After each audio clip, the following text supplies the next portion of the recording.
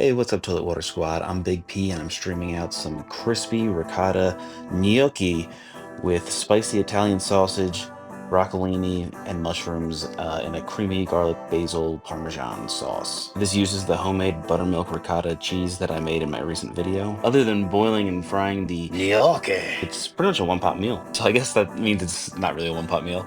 Yeah. All right, got a lot of buzzwords in there. It looks like you would need more pans than you actually do because I'm keeping the leftovers separate so I can reheat things in a better way to make them seem more fresh in the future when I reheat them. All right, so we're starting off making the gnocchi. So I'm starting with 230 grams of my homemade buttermilk ricotta. If you don't want to make the ricotta, that's perfectly understandable. You can use store-bought. You just want to drain it because store-bought's usually much wetter. So just put it in a fine mesh strainer for about a half hour to an hour, and that should drain it well enough so that it won't add a bunch of water to the recipe. You should be able to do it with just a fine mesh strainer. You shouldn't need the cheesecloth. So 230 grams of ricotta should be about a cup. To that, you want to add 1 egg yolk. If you're using store-bought, you definitely want to just use 1 egg yolk. You don't want to use the egg white. I put the egg white in, but mine is really drained and there's not that much water in it, and it turned out fine. But if it's store-bought ricotta, you should you should only use the egg yolk. Next, I added 75 grams of Parmigiano-Reggiano, really microplaned down and shredded. That's basically just like real Parmesan cheese. You could use whatever Parmesan cheese you want to use, probably. I've only ever used this for it, but it should be the same thing in terms of ratios of how much cheese should be in this, so I think it should be fine. Then I added like 3 or 4 swipes of the microplane of some lemon zest, just a little bit of lemon zest in there. And then I did 53 cranks of black pepper. I just watched the video and counted the cranks or whatever, but it ended up being about 2 grams of black pepper. Just put a bunch of black pepper in there, and you might want to put a pinch of kosher salt in there. I didn't because my ricotta is pretty salty, and I knew that I was going to be salting the water that it's in, and that the Parmesan is salty as well. So I was afraid that I was going to make it too salty, so I was afraid to put salt in it, but it could have taken a little salt, I think. Once you get all of those ingredients in there, you want to mix it up really good. You want to get it nice and creamy. You want to do this before adding the flour because you don't want to mix it too much when the flour's in there, because it'll develop gluten, and you don't want that. You want to mix it as little as possible. Gluten is good for other doughs like bread or pizza dough or something like that because gluten like creates chew. And you want this to be fluffy. You don't want this to be chewy or bouncy or anything like that. And since we're using ricotta instead of potatoes, there's not all that potato starch in there to act as a buffer that prevents gluten strands from strengthening. That's why there's an even greater risk of overmixing when making ricotta gnocchi than potatoes. Gnocchi. So once that's all mixed, I added 65 grams of all-purpose flour. You could also use double O flour if you have that. I used all-purpose because I wanted to make sure that this would work, because most people are going to be using all-purpose, I think. And I am nothing if not a man of the people, or I guess boy of the people. Or organism of the people. I'm at least a thing, I know that. So you don't want to overmix it. I think I might have overmixed it. What I mean by don't overmix it is, it doesn't have to be completely uniform. It can just be like a shaggy dough, and you definitely don't want it to be like stretchy. Like when you pull it, you want it to rip apart. If anyone's watching this who has made this before and knows what they're talking about, please let me know if I overmixed it. Once you get that into like a shaggy dough, you want to get a light dusting of flour onto your work surface. I also put a light dusting of flour onto this pan because that's where I'm going to be putting the pieces when I'm done cutting them up. So I want that ready to go. I'm going to be putting the pieces on that tray or sheet or whatever, because I'm going to use that to transport them over to my stove where the boiling water is going to be. What I do from here is I cut the dough into 4 pieces, so that it's easier to work with. And then I roll it out. I roll each of those 4 pieces out into logs that are about like a ½ inch, I guess. And remember, you still don't want to overwork the dough, so try to, roll it as little as possible and just get it into shape as quickly as possible. I did forget to say that if your dough is still super sticky after adding the flour, you can add a little bit more flour. Just add a little bit more at a time until it's not super sticky.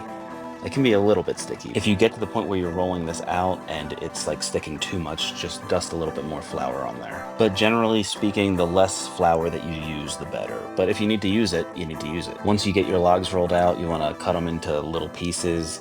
Probably like a 1/4 inch. I'm terrible at measurements like this. I should have measured it at the time. I'm using a bench scraper to cut mine. If you don't have that, you could use like a butter knife or like a fork or something. And do whatever process works for you. You can roll all of them out at once and then cut them all up, or you could roll out each log one at a time, cut it up, then roll the next log. So when people are making this type of food, a lot of times they'll shape it like, they'll use a fork and they'll like make little indents on each one. I'm not doing that because I'm frying these. When people do that, I think the main reason for that is to create more surface area so that it clings to sauce more. But in this case, I want it to be flat so that it makes more contact with the pan so that more of it gets fried and crispy. Something else that you could do is you could make a bunch of this at once and then, dust it all with flour again now that it's in the pan. And then you can put it in like a Ziploc bag or something and store it in your freezer so that you can cook it sometime in the future. And when you do that, you can just put it right into boiling water. You don't have to like thaw it or anything. So now I'm getting ready to prep all of the vegetables and stuff. So I have some white mushrooms. I wanted to get cremini mushrooms, but the store by me sucks and doesn't have them. They're pretty much the same thing anyway though. And I'm just cutting them into quarters. I'm putting them into a bowl, and then I'm gonna toss them with oil, salt, and pepper. Feel free to add any other seasonings now if you want to, but I'm going to put these into my toaster oven at 400 degrees for about 30 minutes. You could very easily just put this into a pan and cook it to keep it like a one-pot-ish meal. I'm just doing this because mushrooms kind of piss me off. You could also just do slices of mushrooms if that's what you prefer over it being like quartered like this. You could also just buy pre-sliced mushrooms. Or you can skip the mushrooms. And if you're vegetarian, you could get more mushrooms. I just got like that standard small amount of mushroom package that they usually have. But you could get the bigger package and make it more mushroomy, and you could add more broccoli and just don't include the sausage. Please don't include the sausage. I can't see what that is sausage. If you are going to cook this in the pan, I would cook this first before anything and then just remove it from the pan and then add it back to the pan at the end. On to the next ingredient, broccolini. It's broccolini, except for it's not broccolini, it's sweet baby broccoli because the store by me did not have broccolini because it almost never has it. And that's because the store by me sucks. You could just use regular broccoli for this if you wanted to, but I'm not doing that, as you can see. What I am doing is I'm cutting off the tips of the stems because they're a little, I guess, woody down there. And then I'm just making diagonal cuts up the entire length of the stalks, and then I'm going to mix it all together in a bowl. Then I'm tossing it with some olive oil, some salt, and pepper. This step's not really that necessary because I'm going to be putting it in a pan, and I can just do that all in the pan. But I already have this bowl here with olive oil, salt, and pepper in it from the mushrooms, and that's already dirty, so I'm just repurposing it for this. Next we got some aromatics. I'm using 4 cloves of garlic and 2 small shallots because that's what I had. That's all the garlic and shallots I had. You could use 1 large shallot if you want. Ask me in the comments if I care. I could use the engagement. I'm dicing the shallots the same way that I would dice an onion, and I'm taking 1 extra layer off the outside of the shallots because I always feel like, people take 1 less layer off than they should, and there's always like a little thin piece of shallot in there. So I just take an extra layer off. Next we got the garlic, which I'm smashing with the side of my knife, and then that helps me peel it easier. And then I just give it like a rough chop. I'm kind of mincing it, but I'm not really being careful about it because I'm fine with having some big pieces in there. But what I'm also doing right now is I'm discovering that these are some of those pieces of garlic that I hate, where it's like you smash them and then you realize it's actually 3 little pieces of garlic, and there's just so much paper in it that there's barely any garlic in there at all. All the vegetables are pissing me off today. Everybody's piss and pee. I don't know, man. Fumble around with that a little more, and then, just get the garlic ready. I end up throwing away a lot of those tiny pieces because it's just not even worth the time of peeling them. I can't even look at this. I'm disgusted. Let's just fast forward. All right, now we're all chopped up. I'm doing this off camera by accident. I thought this was in view of the camera, but it's not. I have some basil there. I'm taking out a few basil leaves, and then I'm, rinsing it off and putting it on a paper towel. To dry them off, what do I gotta spell it out for you? I am so hungry right now, I'm losing my mind. All right, now I think everything's pretty much ready to go, except for I know I forgot to get to shred some cheese for the sauce ahead of time. So you could shred a bunch of cheese right now if you wanted to, but otherwise we're moving over to the pot of boiling water. We're bringing the little dough things over there, and the water is salted. You want to add salt to that water, and then just add a handful of these, and it's add a few handfuls in at a time. I did this, I think, in 3 batches, maybe 4. I need to get another camera holder or something for over on this side of my kitchen. Trying to hold the camera with one hand while trying to do the work with the other hand, and then filming vertically, and I don't know. It's just not cutting it. But I'm just gonna try to play this first batch as just regular speed so that you can see about how long it takes for these to cook. So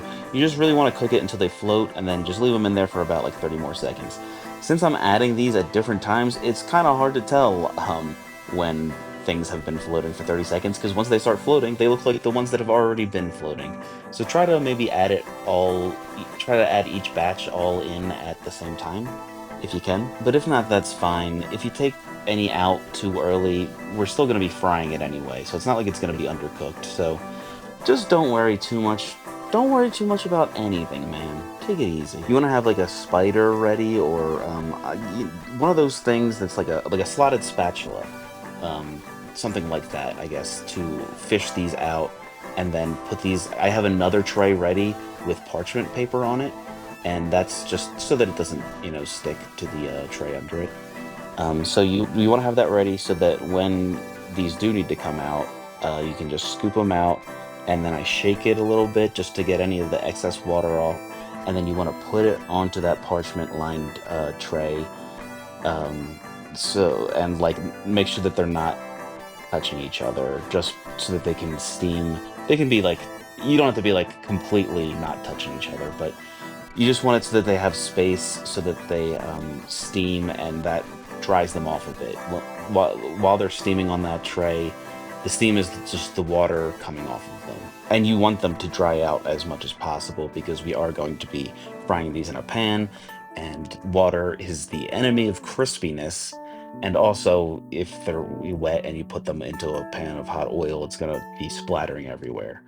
And one more thing is that you can see that these have expanded now. These were not, I did not cut pieces this big. They've expanded in the water. Well, I guess you've seen how fast they cook at this point, so I don't really need to be stalling anymore. But I do want to mention one more thing about this, which is that when you're done with this, keep the pot of water. You don't have to keep boiling it, but you want to, I keep it on the stove so that I can use it for the sauce later, because the starch in the water is the same as like using pasta water in a sauce. It'll help thicken it and like make it like smooth and silky. You want to let these sit and steam for like at least 10 minutes. So this is like perfect time to start cooking the rest of the things. But also, since I'm making so much of this, and I'm not going to fry it all now, I'm going to fry some of it, in the future. Whenever I reheat the leftovers, I'm going to fry the dough to order. So what I'm doing is I'm putting them in this bowl that has some olive oil in it, and I'm putting a little more olive oil on top, and then I'm tossing them. This is after they've sat for about 10 minutes to let off the steam. I'm tossing them in the oil so that they don't stick to each other. If you don't toss them in the oil, when you go to take them out of the refrigerator tomorrow, they'll all be stuck to each other. Doing this also creates room on the tray to add more of the pieces once they come out of the water, to give the fresher pieces more room to steam. And then as you continue to go, as things have finished steaming, you can continue to add them to this bowl and toss them with oil. All right, all my dough is cooked, and I'm putting the sausage in the pan. I'm putting it in a dry pan that there's just no oil in it. There's a little bit of salt in there that I accidentally spilled in there. But I'm doing that, and I'm just letting it cook on one side so that it sears and gets a lot of nice brown coloring on it, because that will add flavor. Once it's ready to come up, it'll come up on its own. You don't have to tug on it the way that I was doing there, or like I'm doing here. The reason why I did it this way is because sausage has a lot of fat in it, and it'll release its own fat, and I'll cook the rest of it in that. Most people just, use fat and then drain the fat, which is completely fine. I just didn't feel like doing that. Whatever way you do it, you want to not move it around too much once it's in the pan. And you want to make sure that as much of the surface area is in contact with the pan, like it's touching it. So that's why you kind of press down on it when you first put it in there, because the more of it that's in contact with the pan, the more browning you'll get and the more flavor. I like to try to get some good browning on both sides of the block since it's nice and flat, and then I break it all up and try to keep getting more browning from there. But anyway, now I'm adding the broccolini and red pepper flakes to make it a little spicy. You could do that if you want. You don't have to. I try to do the same thing with the broccolini. Try to like let it sit there for a little bit and then move it around to get like the other sides of it touching the pan. You can see here that there's a lot of fond developing on the bottom of the pan, which is just basically like concentrate flavor. You don't want that to burn. Mine's getting pretty close to burning. Something that I try to do here to unstick that fond and stop it from burning is adding the onions and some salt. And sometimes that'll work, but it doesn't always work. The reason why it would work is because when you're adding the onions, like they're pretty wet, so you're adding some liquid. And if you add salt to them, it'll release more liquid, and liquid deglazes the pan, which basically helps you to easily scrape up the fond. So you can quickly do a little tactical deglazing there that way sometimes without adding a bunch of liquid, because you don't want to add a bunch of liquid yet, because that will like end the like searing time and the like developing color stage, and it will start to steam everything and boil it. So once your onions or shallots go in, you just want to cook those for about like a minute. And that little trick didn't work for me, so I'm adding some of the boiling water to deglaze the pan so that the fond doesn't burn, or so that it doesn't continue to burn. So once I put that in, I just scrape it up, and it scrapes up real easily from the heat in the liquid. Next, I was planning to put my garlic in, so that's why I put this little patch of oil down there, because I want to fry the garlic a little bit so that it takes the raw edge off before mixing it into the rest of the ingredients. But then I remembered that I haven't put the mushrooms in yet, so I wanted to put those mushrooms in first, and I got it in my oil that I meant for the garlic, which I did not mean to get it in the oil. It's fine that they got in the oil, I just was saving that spot for the garlic. But yeah, then I put my garlic in and I let it cook in that oil for probably like 15 seconds. And then I stirred into everything. And then from here, I took everything out of the pan and put it into a bowl and started working on the sauce in the same pan. I did that because I was trying to keep everything separate so that I could, reheat everything more efficiently later, because I'm not eating this all at once. But if you're doing this for like a family or something and you're doing it all at once, I think a better way to do this would be to cook the mushrooms first, then take those out of the pan, put them in a bowl, cook the broccolini, take them out, then cook the sausage, and then take that out, and then add the onions and garlic to the pan, and then once those are cooked, for like a minute for the onions and then 15 seconds for the garlic, then start working on the sauce with those still in the pan, and then once the sauce is about ready, add all of the other ingredients back in just to warm them up. Here's me showing that I put them in a bowl. So now you should probably add like 3/4 of a cup of white wine. I'm doing Chardonnay, and I'm just doing everything that I have left, which is probably not as much as what I just told you to do, but this could have used more sauce. So I'm telling you to do more on purpose. If anything got stuck to the pan again, scrape it up like this, and then just let it reduce for a little bit, like a few minutes probably. Let it simmer until it reduces by like at least half. I go further than that because I was washing dishes and I was not paying attention to it. If you go too far, you can always add like a splash of water and then scrape up the fond again. So here's mine. That's actually fine. And then I add heavy cream. Let's see how much I added.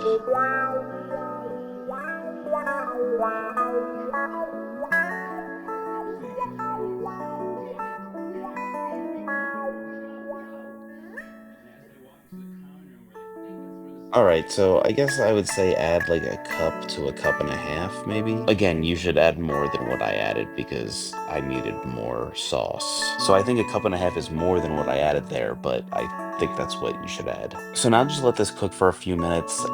Since I had reduced my wine so much and I knew I was going to need more liquid at some point, I just added a ladle full of pasta water or gnocchi water, and I just let it cook from there. I've had this other pan on the side preheating for too long. You can see by how much smoke comes off of this. And this is I'm going to fry the gnocchi. Actually, you know what? It looks pretty good, but I did have to, hold the pan in the air and not let it touch the burner for a while so that it, could cool down a bit. But they do come out looking pretty nice. Since the pan was so hot, I'm moving them around a lot, bars. because I don't want them to burn. If yours aren't getting color fast, then don't move them around this much. You let them, it's the same as the sausage, you know, just let them sit there so that they get some good color on them. But I just looked at the runtime for this video and it's about 2 minutes. So it took me about 2 minutes to fry these on both sides. And you know, once you get them brown on one side, you know, you want to flip them over and get them brown on the other side. I really got to stop saying, you know, my pan's cooled down a little bit at this point since I was holding it in the air and since adding stuff to the pan cools it down. So I'm more comfortable letting it sit and not afraid of it burning at this point. You can skip this next part. I'm doing this because of the whole reheating things differently thing. You know, if you're making it all as one dish for now, you can skip this. But I'm just warming up these the sausage and vegetables while I finish up the sauce. And let's see how the sauce is looking. Oh, it's looking kind of thick. All right, all right. Well, now it's time to add some Parmigiano-Reggiano, or Parmesan cheese. I turned the heat off like a minute or two ago on this burner. I should probably actually take it off of the burner before I do this and stop it from bubbling before adding it, but it worked out fine. It was cool enough. I actually probably shouldn't have added the cheese to the whole thing for my whole reheating scenario thing, so that I could heat up the sauce in the future and then add the cheese once it's cooling down. But it's fine. It's not that important. I'm adding some basil now. I chopped up a few basil leaves. This is another ingredient that you want to add off heat, so that's why I'm adding it once the heat is off. The flavor of the basil will stay stronger if you don't heat it as much. And the cheese, the reason you don't want to heat that up is because it'll break and get oily and possibly stringy, I guess. You just don't want to heat aged cheese up too much. I added a bunch of black pepper to this off camera because I needed two hands to crank it. And then I added some salt as well. You know, you want to taste this and then season it. That's what I did. To me, this is looking about ready. So I'm about to pour it onto the other ingredients, which I turned the pan off. I turned the burner off under that other pan as well. But it is still hot, but that's fine. It'll let the flavors get to know each other. Then I'm adding a pat of cold butter to this because butter is great, but also it's good to finish sauces with butter, especially if a sauce is not really coming together well, if it's not emulsifying. If you add cold butter to it, the natural emulsion in butter, because butter is made up of fat and liquid. Most fats are like olive oil and stuff is just fat, but since butter is made up of an emulsion of fat and liquid, that natural emulsion helps to emulsify a broken sauce. Basically, the liquid and fat molecules in the butter have been taught how to mix with each other because they're not usually supposed to mix. But they've learned how to mix with each other, and the butter teaches the rest of the sauce, the molecules in the rest of the sauce, how to blend together as well. Mine was starting to look a little dry, so I added a little bit more of the water that we boiled with earlier that is starchy, and that'll help it get creamier as well. This is gonna be creamy as hell. Crispy ricotta gnocchi with sausage, broccolini, and mushrooms in a garlic basil parmesan sauce. That's that wet and gushy. When I was putting this on the plate, I was hoping to have like a little pool of sauce that I could then put the gnocchi onto. And I didn't want to mix it all in because I didn't want it to lose the crispiness of it. So I wanted to just have that on the side and then take each individual one in as a bite with, you know, take a little bit of each with each bite. But like I mentioned earlier, I didn't make enough sauce. So I'm getting some more sauce from the pan and I'm just gonna put that onto the plate. And then I'm gonna put the gnocchi on top of the sauce. Once everything was on the plate, I grated some more parm on top. I did a squeeze of lemon over the top. I added some more basil, and then I put some black pepper and finished with some olive oil on top. Since this dish is so rich, the acid from the lemon really affects it in a good way. Like you want to put the lemon on there. I also end up putting some sea salt on there and a little bit of cayenne pepper just to up the spice a little more. And I think adding the sea salt is kind of why in the voiceover I was originally thinking that I might not need to add salt to the gnocchi dough recipe. But I think it would be good to add salt to that. I mean, this was amazing. I love this.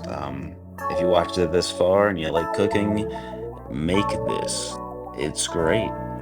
The sauce is something that I make a lot, kind of like I usually make sauce that's usually kind of similar to this. You know, I like use garlic and basil and finish with Parmesan a lot of the time. I usually don't put it into the sauce, but I did this time. Usually just put it on top of whatever I'm making. But that type of sauce, it just hits every time. Oh man, I was having such a hard time getting this camera to focus. I'm sorry. I wish I got a better view of the inside of this. But just know it tasted great. If you know more about making gnocchi than I do, please tell me everything that I did wrong. I would like to improve at everything that I do. Well, not really. I just like to eat better food. Every day in every way, my gushy is getting wetter and wetter. All right, this video is so long. You guys are about to hear the eternal Ferris wheel so many times. All right, thanks for watching. You guys are my best friend. Well, it seems our time has come to an end. Thank you for watching Toilet Water Squad.